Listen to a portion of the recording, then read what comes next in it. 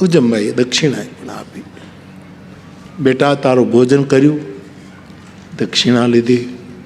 હવે અમારી ફરજ છે કે તારા ઘરમાં શાંતિ સ્થાપવી અને આશીર્વાદમાં એટલું જ કે તારા ધણીનો સ્વભાવ ન સુધારું તો અમે બાવા નહીં.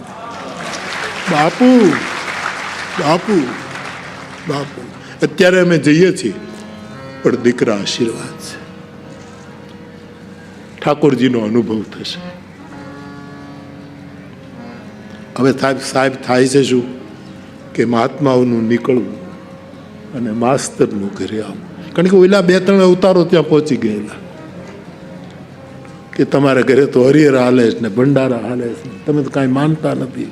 આ બધું થયું છે અને ધુઆ ફુઆ થતો આવ્યો અને મહાત્માઓને નીકળવું. જય સિયારામ માસ્તર સાહેબ, જય अच्छा हुआ हमने आपके घर भोजन पाया है. आपकी पत्नी ने तो वो तो बेचारी घर के अनुकूल दक्षिणा दे चुकी है, लेकिन गृहस्थ आप है तो हम आपसे भी कहते हैं, हम जाते हैं डाकोर, तुम भी दक्षिणा दो.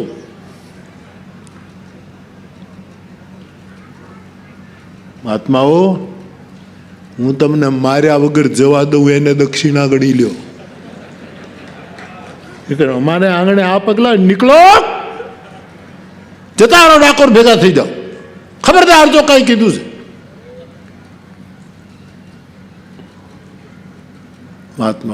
મહાત્માનું થયું કે અમે તો રોટલા ખાઈને નીકળ્યા, ઓલી ફફડતી હશે, કુરુરુકી નાઈ, તુલસી શબ્દ લખે છે, કુરુરુકી નાઈ.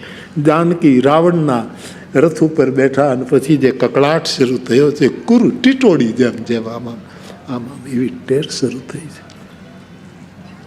અંદર પગ પછાડતો મને સુખરામ આવ્યો છે. કીધું, આપણે ઘરે આ તે શું માંડ્યું છે? આ બધું આ શું શરૂ કર્યું છે? તે તું શું કરવા માંગે?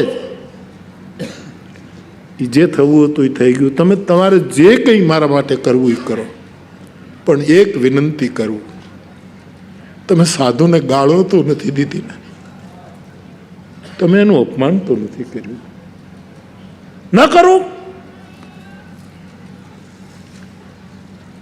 જાર આંસુડાની ધાર થઈ છે.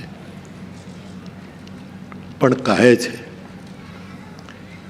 કે જ્યારે સાધુઓ નીકળ્યા, જતા જતા એણે મનસુખરામના એ સિદ્ધ મહાપુરુષ હતા મહંત, એણે આમ સ્પર્શ કરી લીધેલો અને સ્પર્શ દીક્ષા આપી દીધી. સાહેબ સ્પર્શ દીક્ષા આપી અને જેમ લજામણીના છોડને કોઈ અડે તો આમ પાંદડા હંકેલાઈ જાય, એમ સાધુ કોકને જરાક ટચ કરે તો કમળ ખીલવા માંડે. કવિવર રવિન્દ્રનાથ ટાગોર કહે છે, ગુરુદેવ, કે કમળની બધી જ પાંખડીઓ પૂર્ણ રૂપે વિકસી જાય, એને જ હું નિર્વાણ માનું છું, એનું નામ જ નિર્વાણ છે. એવું ટાગોરનું મંતવ્ય. એને લીધે આમ થોડુંક પેલું થયું છે. સાધુનો સ્પર્શ થયો,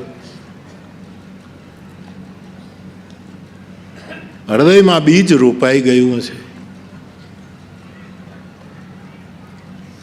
પત્નીને કહ્યું કે ઉજામાં આજે તો હું બધું જવા દઉં છું, પણ હવે પછી થોડોક ઢીલો પડ્યો અને ધીરે ધીરે ધીરે કોઈ એક પાવ ભક્તિ જીમી. શરદ ઋતુના ઝાપટા હોય, મૂસળાધાર નો હોય, એ ક્યાંક ક્યાંક પડે. કહું વૃષ્ટિ શારદી થોરી.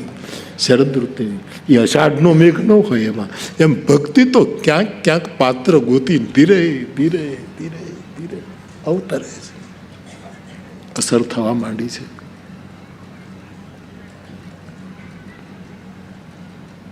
અઠવાડિયું વીત્યું હશે, પોતાના પતિને થોડાક નરમ, થોડાક ઢીલા સ્વભાવમાં પરિવર્તન જોયો. ઉજમે કહ્યું કે આજ રવિવાર છે તો એક કામ કરીએ, આપણે 2 જણા ડાકોર દર્શન કરવા જઈએ.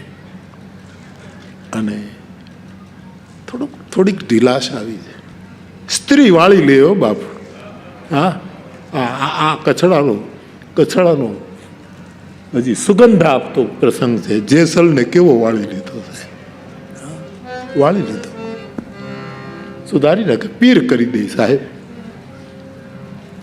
મારું આટલું રાખો ને, તમે કહેશો તો જિંદગીભર પિયર નહીં જાઓ, પણ એક વખત ડાકોર આવતો. અને એમ થયું કે બિચારી કડગડાટ કરે છે, પણ હું કાંઈ આમ કાંઈ તમે કાંઈ માનતા નહીં, પણ મારા સથવારા રૂપે આવો, મારા રક્ષણ માટે આવો. 2 જણા ડાકોર જાય છે અને પછી ઠાકોરજીની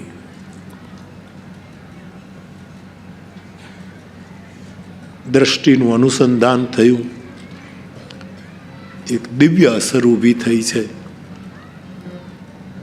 અને ધીરે ધીરે ધીરે બધો સુધારો થતો જાય છે. હવે આ સુધારો થયો મનસુખરામમાં, એ પાછું ગામના જે ઓલા અવતારો હતા એને ન ગમ્યું. એને એમ થયું કે આપણે તો આ તો ઊંધું થાય છે, આ તો ભગત થઈ જવાનો છે, આપણે તો હળગાવવા માટે બેઠા છીએ ને આ તો હાવ, આને તો કાંઈ ધૂણી ધખી છે સાહેબ, આ તો કંઈક જુદું છે. અને હવે ટૂંકમાં કહી દઉં સાહેબ, હવે મનસુખરામની આખી ચિત્તવૃત્તિ નિર્મળ થવા માંડી છે. રોષ ગયો છે, ક્રોધ ઉતર્યો, બોધે પ્રવેશ કર્યો છે જીવનમાં. ડાકોરની એવી લગ્ની લાગી,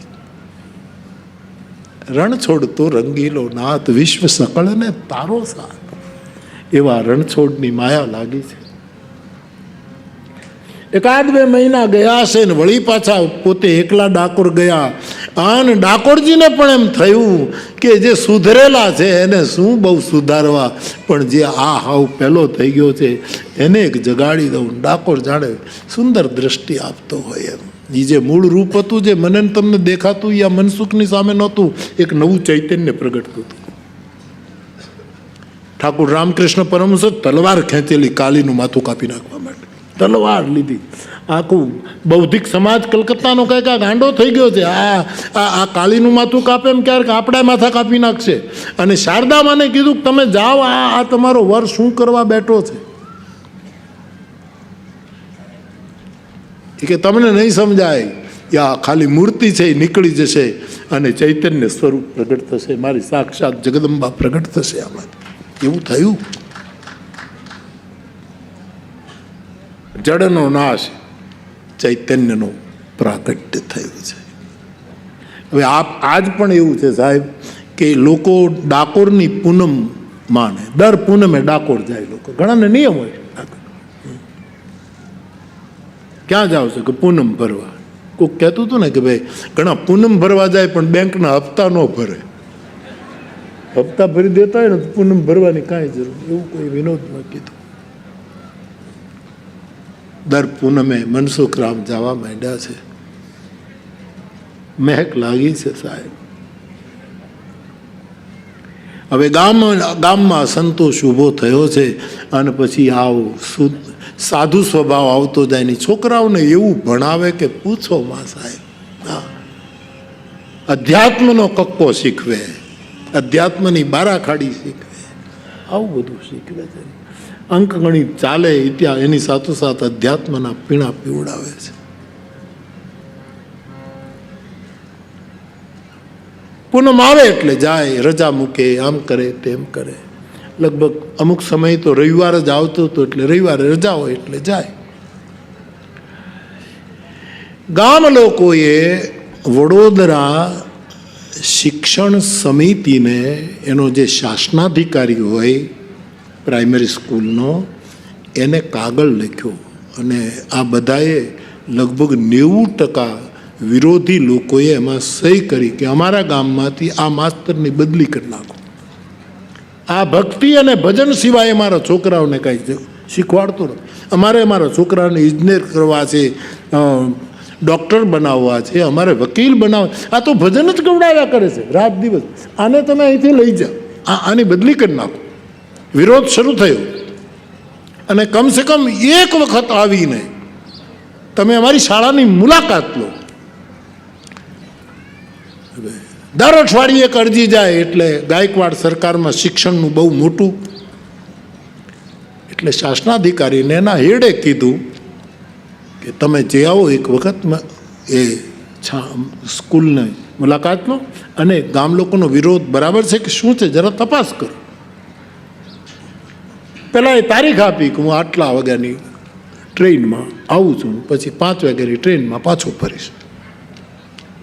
ગામ લોકો બહુ રાજી થયા, સાહેબ આવશે આપણે એના કાનમાં બધું રેડી દઈશું, આ માસ્તર આ ગામમાંથી નીકળવું જોઈએ.